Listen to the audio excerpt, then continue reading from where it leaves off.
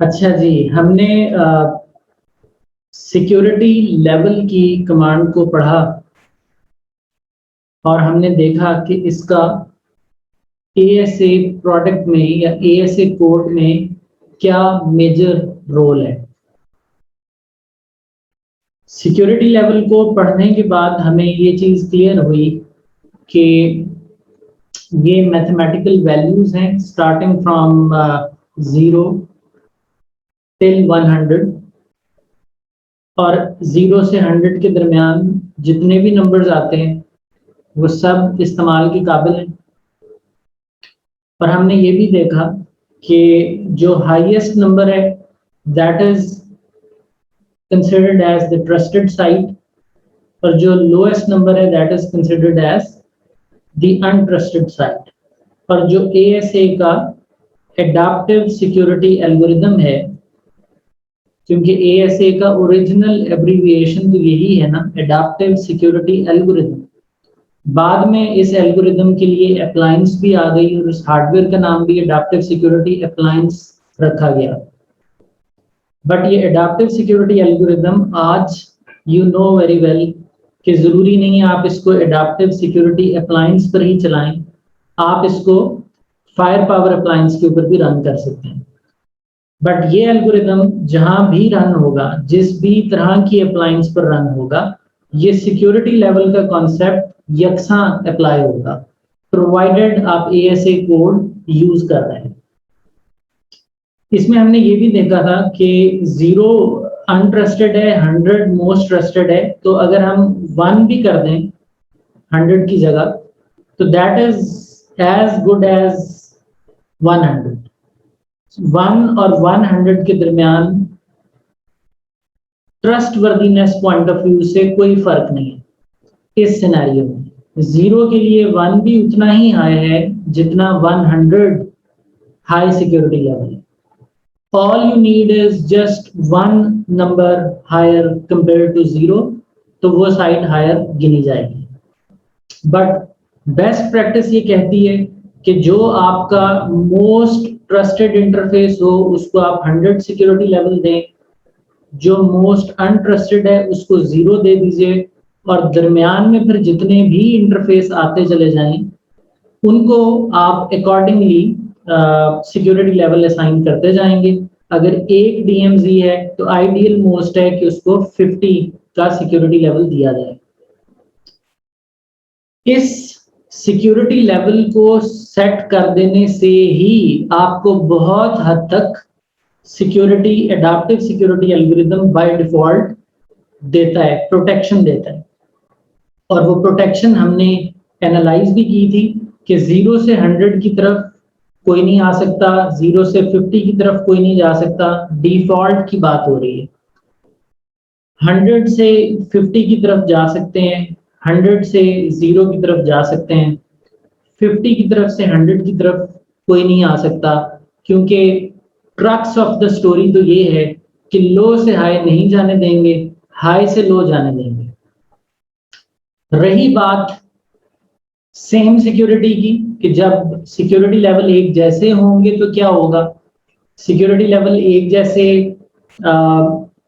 यूं भी हो सकते हैं, फॉर एग्जांपल कि हमारे पास एक और डीएमजी इंटरफेस है,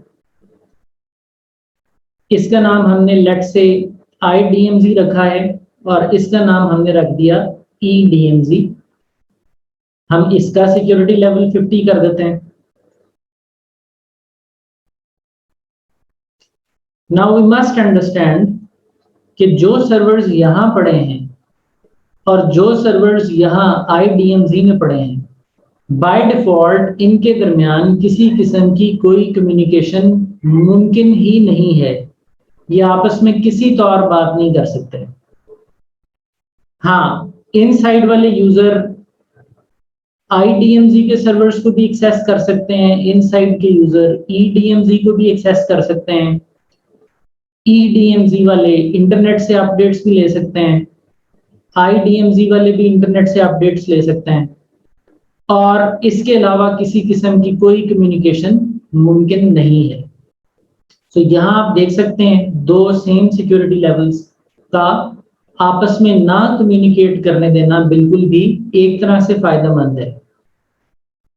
अगर इन सर्वर्स की आपस में किसी भी किस्म की कोई कम्युनिकेशन होनी है, फॉर एग्जांपल यहाँ पे कोई डेटाबेस पड़ी हुई है और यहाँ पर उसका कोई फ्रंट एंड पड़ा हुआ है और इस फ्रंट एंड ने इस डेटाबेस से कोई डेटा लेकर के सर्व करना है, तो 50 और 50 सिक्योरिटी लेवल के होते हुए बाय डिफॉल्ट तो ये आपस में एक दूसरे के साथ बिल्कुल भी बात कर ही नहीं सकते, ना डीबी फ्रंट एंड के साथ, ना फ्रंट एंड डीबी के साथ। यहां अगर आपको इन दोनों की आपस में कम्युनिकेशन करानी है तो आपके पास दो चॉइस हैं। एक है कि आप डिफरेंट सिक्योरिटी लेवल कर दें,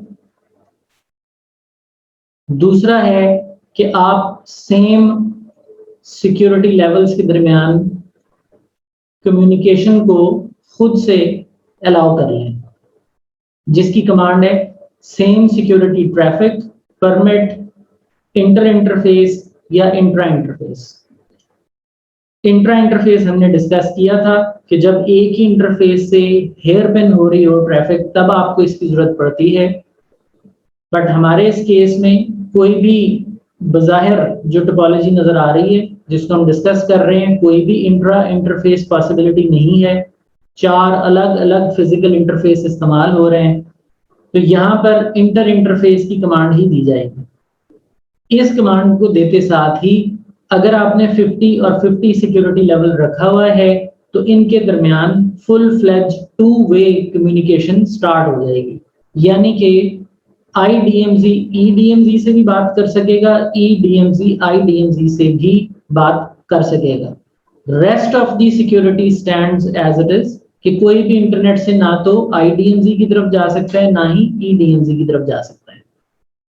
बट जब आप सेम सिक्योरिटी इस केस में अलाउ करेंगे और आप लेट्स एज्यूम EDMZ की तरफ इंटरनेट से कम्युनिकेशन को अलाउ करते हैं फॉर सम रीजन कि आपने ये सर्वर इंटरनेट से एक्सेसिबल बनाना है, तो ये रिस्क है फिर, क्योंकि अगर कोई इस सर्वर को कॉम्प्रोमाइज कर लेता है तो उसके लिए फिर इस सर्वर तक पहुंचना मुश्किल नहीं रह जाएगा, क्योंकि आपने सेम सिक्योरिटी के दरमियान अलाउ किया है।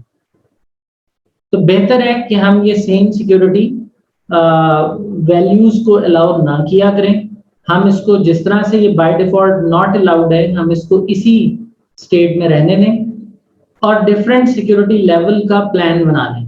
अब डिफरेंट सिक्योरिटी लेवल का प्लान यहाँ कैसे बनेगा?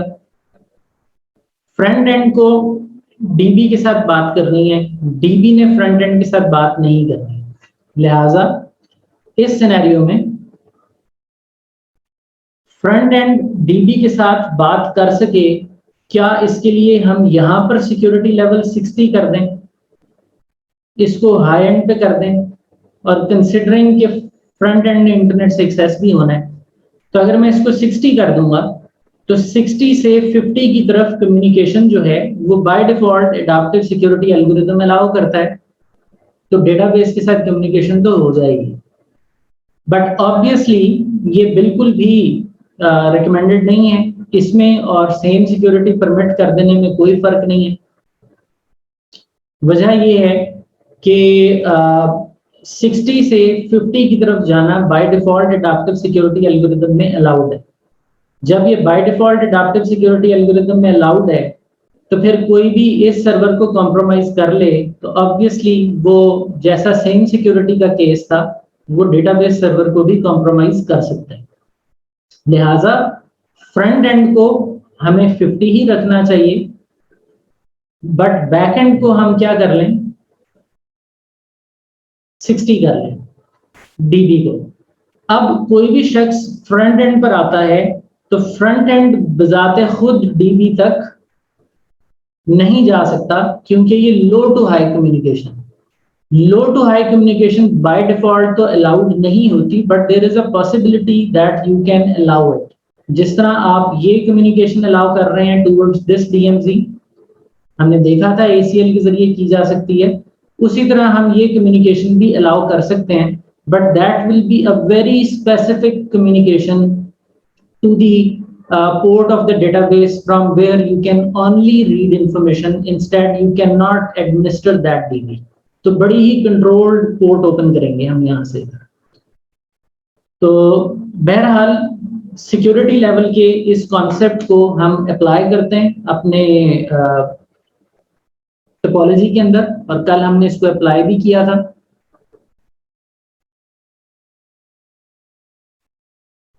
So in this topology we were actually trying कि यहाँ पर हमारे पास एक आउटसाइड है और एक इनसाइड है। This is .1 IP and this is .1, यानी ये है 10.2.1.1 और ये है 10.2.2.1। तो यहाँ से यहाँ की communication was originally from 100 to 0, तो इधर से इधर अलाउड था, लेकिन कोई भी इधर से इधर आने की कोशिश करे तो वो अलाउड नहीं था। This was the default state of this ASA2। But फिर हमने क्या किया कि हमने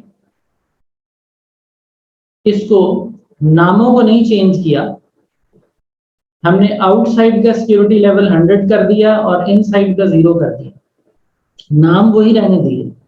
जैसे ये किया, एडाप्टिव सिक्योरिटी एल्गोरिथम को नामों से कोई गर्ज नहीं है, उसको तो सिक्योरिटी लेवल से गर्ज है। तो ये सारा का सारा जो फ्लो है ये रिवर्स हो गया। नतीजतन आउटसाइड से इनसाइड कम्युनिकेशन होना शुरू हो गई। बज़ाहिर यानी आउटसाइड नाम से आउटसाइड है, बट सिक्योरिटी लेवल में हायर गिना जा रहा है। तो हाई टू लो ही उसने कम्युनिकेट कराना है, उसने 100 से 0 की तरफ ही आने दिया है, आउटसाइड इनसाइड उसके लिए कुछ नहीं। और इस तरफ की कम्युनिकेशन को ड्रॉप कर दिया, ये हमने एनालाइज किया था। उसके बाद हमने क्या किया कि हमने इन दोनों साइड्स को सेम सिक्योरिटी पर कर दिया, विच इज सिक्योरिटी 0-0। तो जब आप सिक्योरिटी 0-0 कर देते हैं, यानी कि सेम सिक्योरिटी, चाहे 100-100 कर दीजिए, चाहे 50-50 कर दीजिए, it is up to you, तमाम केसेस सेम सिक्योरिटी के हैं। तो फिर ना कोई यहां से यहां जा सकता है R6 से R5 की तरफ, ना कोई R5 से R6 की तरफ जा सकता है, ये डिफॉल्ट कंडीशन है। फिर हम same security permit inter interface की कमांड देते हैं। जैसे ही वो कमांड देते हैं, हम एनालाइज करते हैं कि दोनों अतराफ की कम्युनिकेशन जो है वो स्टार्ट हो गई, यानी आउटसाइड से इनसाइड भी, इनसाइड से आउटसाइड भी। तो इस चीज को एक दफा रीएनालाइज कर लेते हैं।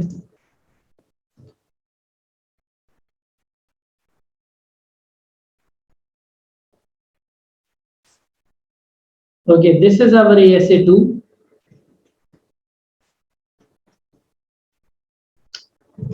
इसमें शो नेम इफ करते हैं। सो यू सी आउटसाइड और इनसाइड इस वक्त 0-0 पर है। हम यहां पर सिक्योरिटी लेवल 0 रहने देते हैं, इधर वापस सिक्योरिटी लेवल 100 कर लेते हैं। शो नेम इफ करने पर आउटसाइड इज 0, इनसाइड इज 100, और इनसाइड जो है that is our router 6। So router 6 से हम टेलनेट करते हैं 10.2.1.1 को।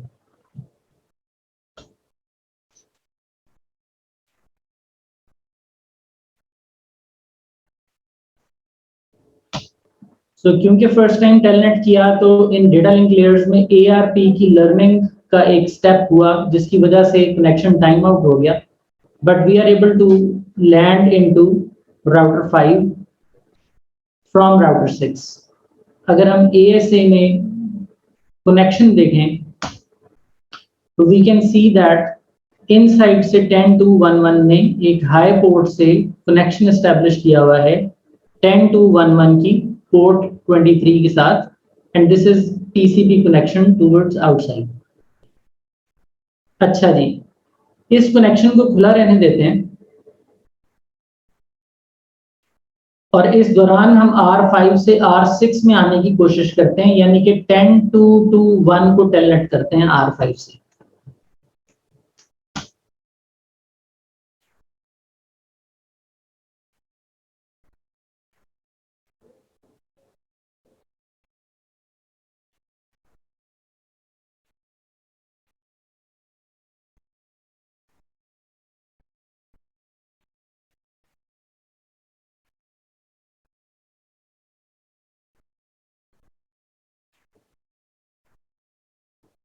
So we have a connection with R5,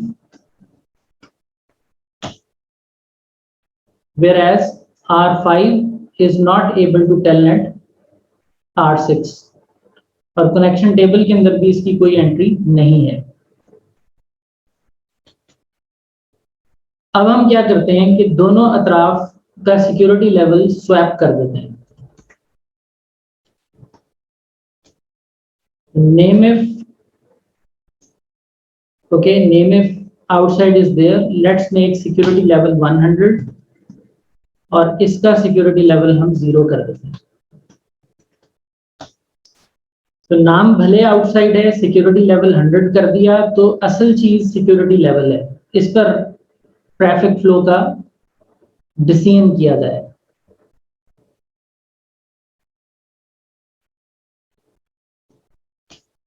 we have no connection. अब हम R6 से दोबारा टेलनेट करते हैं R5 को। No connection open.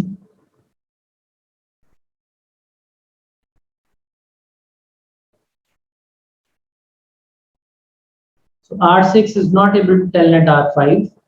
अब हम R5 से टेलनेट करते हैं and we are able to log in R6।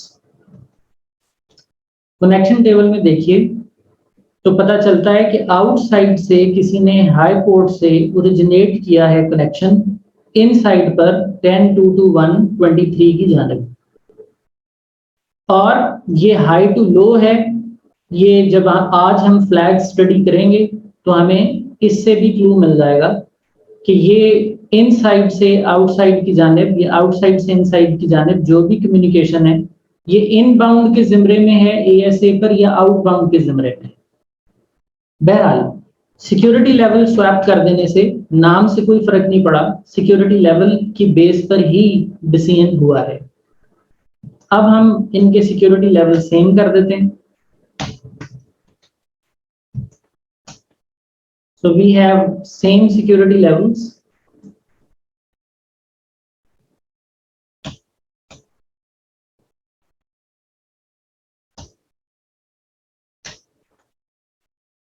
अच्छा जी, हम R6 से टेलनेट करते हैं R5 को और R5 से टेलनेट करते हैं R6 को। Both are not able to communicate with each other.